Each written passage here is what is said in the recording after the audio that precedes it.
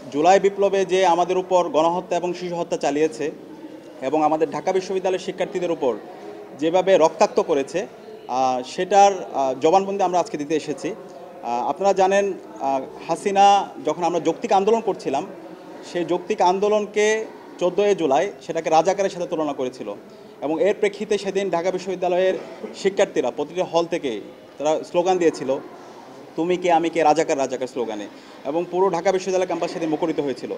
সেদিন হাসিনা ঢাকা বিশ্ববিদ্যালয়ে ভিসিকে নির্দেশ দিয়েছিল তাদেরকে দমন করার জন্য, শিক্ষার্থীদেরকে দমন করার জন্য এবং তাদেরকে বহিষ্কার করার জন্য, এবং ইতিমধ্যে একটা অডিও রেকর্ড ফাঁস হয়েছে।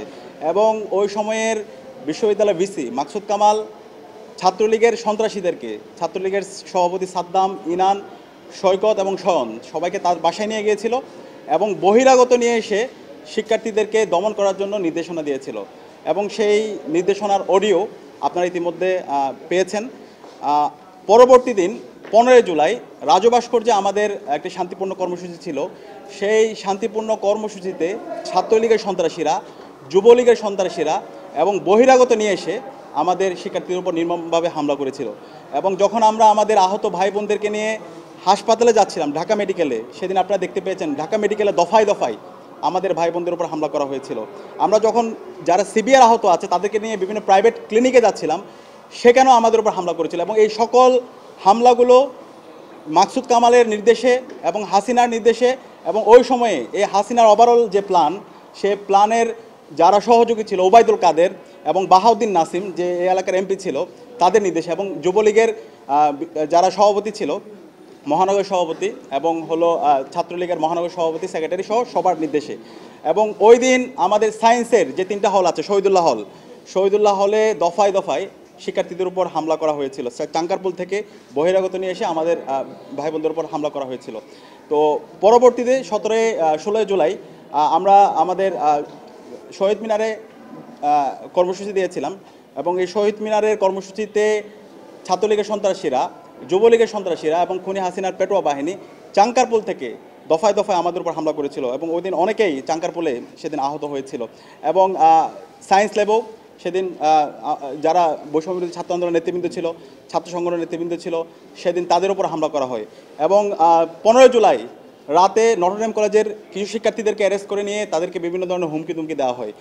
16 জুলাই যখন আমরা প্রোগ্রাম করছিলাম শহীদ মিনারে, একই সময়ে রংপুরে আমাদের আবু সাইদের উপর হামলা হয় এবং চট্টগ্রামে ওয়াসিম শান্তর উপর হামলা হয় এবং পরবর্তীতে আমরা জানতে পারি তারা শহীদ হয়। এবং ওই দিন 16 জুলাই 6 জন সারা দেশে মুক্তিকামী ছাত্র জনতা শহীদ হয়। এর প্রেক্ষিতে আমরা 17 জুলাই ঢাকা বিশ্ববিদ্যালয়ে গাইবানা জানাজা দিয়েছিলাম এবং সেই গাইবানা জানাজা ভিসির যে আমাদের বিসি চত্বর আছে, সেই বিসি চত্বরেই কর্মসূচি দেওয়া হয়। সেই বিসি চত্বরের গাইবানা জানাজা কর্মসূচিতে ছাত্রলীগের সন্ত্রাসীরা এবং খুনি হাসিনার পেটোয়া বাহিনী দফায় দফায় সেদিন আমাদের উপর হামলা করেছিল এবং এক পর্যায়ে বিশ্ববিদ্যালয় ক্যাম্পাস বন্ধ ঘোষণা করেছিল। তখন আমরা সামগ্রিকভাবে সবার সাথে কথা বলে আমরা সিদ্ধান্ত নিয়েছিলাম আমরা এই ক্যাম্পাসে অবস্থান করব। এই হাসিনার পতন না হওয়ার পর্যন্ত আমরা আমাদের আন্দোলন আমরা জারি রাখব। পরবর্তীতে ক্যাম্পাস শিক্ষার্থীদেরকে জোরপূর্বক ক্যাম্পাস ছাড়তে বাধ্য করা হয় এবং শিক্ষার্থীরা যখন ক্যাম্পাস ছেড়ে যাচ্ছিল, ছাত্রলীগের সন্ত্রাসীরা শাহবাগে আমাদের ভাই বোনদের উপর হামলা করে এবং এদিকে কাটাপনের ওইখানে ছাত্রলীগের সন্ত্রাসীরা, বিজয় একাত্তর হল ছাত্রলীগের সন্ত্রাসী ইউনুসের নেতৃত্বে অসংখ্য শিক্ষার্থীদের উপর হামলা হয়। পলাশীর ওইখানে ছাত্রলীগের সন্ত্রাসীরা হামলা করে। এভাবে বিভিন্ন প্রান্তে বিশ্ববিদ্যালয় শিক্ষার্থীদের উপর হামলা করা হয়। তো এই সকল ঘটনার প্রবাহগুলো, এবং যখন ক্যাম্পাস বন্ধ হয়ে যায় 18 জুলাই, আপনারা জানেন প্রাইভেট বিশ্ববিদ্যালয়ের শিক্ষার্থীদের উপর নির্মমভাবে নির্যাতন করা হয় এবং 18 জুলাই ঢাকার প্রাইভেট বিশ্ববিদ্যালয়ে আমাদের অসংখ্য ভাই বোনরা সেদিন শহীদ হয়েছিল। এবং পরবর্তীতে 18 জুলাই রাতে ইন্টারনেট ব্ল্যাক আউট করে দেওয়া হয় এবং 19 জুলাই ঢাকার যাত্রাবাড়ি, রামপুরা, বাড্ডা, মিরপুর, সাভার সহ সব জায়গায় মুক্তিকামী ছাত্র জনতা রাস্তায় নেমে পড়েছিল।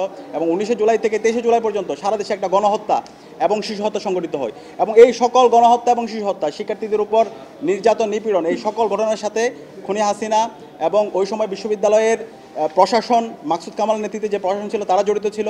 ছাত্রলীগের কেন্দ্রীয় সভাপতি, সেক্রেটারি সাদ্দাম, ইনান, শয়ন এবং সৈকত, একই সাথে যুবলীগ এবং মহানগর ছাত্রলীগ এবং ওই সময় যে প্রশাসনে যারা বিভিন্ন পুলিশ র্যাবের বিভিন্ন পর্যায়ের যারা দায়িত্বে ছিল সবাই এই সাথে জড়িত ছিল। তো আমাদের সামগ্রিক জবানবন্দিতে আমরা ঘটনার বিস্তারিত প্রবাহগুলো জানিয়েছি এবং আমরা আশা রাখছি এই ঘটনাগুলো যে খুনি হাসিনা এবং তার যে টিম ছিল যারা এই গণহত্যার মাস্টারমাইন্ড ছিল তাদেরকে দ্রুত সময়ের মধ্যে দেশে নিয়ে এসে খুনি হাসিনার তো রায় এসেছে, পাশাপাশি তার আশেপাশে যারা মাস্টারমাইন্ড ছিল তাদের সবাইকে এই স্বাধীন বাংলাদেশে তাদেরকে বিচার নিশ্চিত করার মাধ্যমে আমরা শহীদদের আত্মাকে আমরা শান্তি পাবো ইনশাআল্লাহ। মাকসুদ কামাল এখনো কেন গ্রেফতার হলো না? যে এখানে দুই মতো হচ্ছে, আপনারা জানেন যে 15 জুলাই যে রক্তাক্ত হামলা হয়েছিল, সেই হামলার নেতৃত্ব দিয়েছিল ছাত্রলীগের ঢাকা উত্তর মহানগরের সভাপতি রিয়াজ মাহমুদ। আমরা দেখতে পাই সম্ভবত 7 আগস্ট সৈকত এবং রিয়াজ মাহমুদ একসাথে গ্রেপ্তার হন, আমরা নিউজও দেখতে পাই। কিন্তু এরপরে আমরা দেখতে পেলাম যে রিয়াজ মাহমুদ এখন লন্ডনে বসে আওয়ামী লীগের এজেন্ডাগুলো বাস্তবায়ন করতেছে, খুনি লীগের সেই গণহত্যা চালানো সেই স্লোগানগুলো সে এখনও লন্ডন থেকে দিচ্ছে এবং দেশে অস্থিতিশীল পরিস্থিতি সৃষ্টি করার চেষ্টা পায় তারা। আচ্ছা, এখানে আরেকটা বিষয়, মাকসুদ কামালের ব্যাপারে আমাদের কাছে অনেকগুলো ইনফরমেশন ইতিমধ্যে এসেছে। আমরা জানতে পেরেছি মাকসুদ কামালকে বিভিন্নভাবে শেল্টার দেওয়ার চেষ্টা করা হচ্ছে, সেটা অন্তর্বর্তীকালীন সরকারের পক্ষ থেকে বিভিন্নজন চেষ্টা করছে। বিশ্ববিদ্যালয়ে যে এখন শিক্ষকদের যে সংগঠনগুলো আছে তাদের একটা পক্ষ তাকে বিভিন্নভাবে সেভ এক্সিট দেওয়ার চেষ্টা করছে। কিন্তু আমাদের অবস্থান পরিষ্কার যে মাকসুদ কামাল ঢাকা বিশ্ববিদ্যালয়ে আমাদের ভাই বোনদেরকে মেরে রক্তাক্ত করেছে, বহিরাগত নিয়ে এসে আমাদের ভাই বোনদের উপর হামলা সে করেছে, সে মাকসুদ কামালের বিচার এই স্বাধীন বাংলাদেশে হবে। এবং মাকসুদ কামালের সাথে ওই সময় যারা বিশ্ববিদ্যালয়ের প্রক্রিয়াল বর্তিতে ছিল, বিশ্ববিদ্যালয় পড়াশোনা যারা ছিল, সবার বিচার এই স্বাধীন বাংলাদেশে হবে। তারা এই বিশ্ববিদ্যালয়ে রক্তের দাগ লাগিয়েছে, আমাদের ভাই বোনদেরকে মেরে রক্তাক্ত করেছে। আমরা যখন হাসপাতালে যাচ্ছিলাম, সেই হাসপাতালে ইসরায়েলিরা যেভাবে ফিলিস্তিনের উপর হামলা করে ঠিক একই কায়দায়, তার চাইতে বর্বর কায়দায় আমাদের ভাই বোনদের উপর হামলা করেছে। সুতরাং এই মাকসুদ কামাল এবং মাকসুদ কামাল গং যারা ছিল সবার বিচার এই স্বাধীন বাংলাদেশে হবে এবং সকল এভিডেন্সগুলো আমাদের হাতে আছে। আমরা সেই এভিডেন্সগুলো আমরা আজকে আন্তর্জাতিক অপরাধ ট্রাইব্যুনালকে দিয়েছি। ওকে, যে আমাদের এখানে দুইটা বিষয় আমরা যখন মুসাদ্দিক আলী ইবনে মোহাম্মদ সাহিত্য সাংস্কৃতিক সম্পাদক ডাকসু এবং আমাদের ঢাকা বিশ্ববিদ্যালয়ের সিনিয়র সদস্য ছাত্র পরিবহন সম্পাদক আসিফ আব্দুল্লাহ, আমরা মাকসুদ কামালের যে মামলাটা সেটা জবানবন্দি আমরা দিয়েছি। আর আমাদের ডাকসুর ভিপি জনাব সাদিক ক্যাম্প তিনি ওবায়দুল কাদেরের যে মামলাটা সেটা সাক্ষী দিয়েছেন, জবানবন্দি দিয়েছেন। হাসিনার গণহত্যা, শিশু হত্যা এবং জুলাইয়ের আমাদের শিক্ষার্থীদের উপর যে নির্যাতন নিপীড়ন, এটার যারা সহযোগী ছিল হাসিনার সাথে, ওবায়দুল কাদের, বাহাউদ্দিন নাসিম এবং ছাত্রলীগ, যুবলীগ, মহানগর পর্যায়ে যারা নেতৃবৃন্দ ছিল, তাদের বিরুদ্ধে আজকে আমরা জবানবন্দি দিতে এসেছি।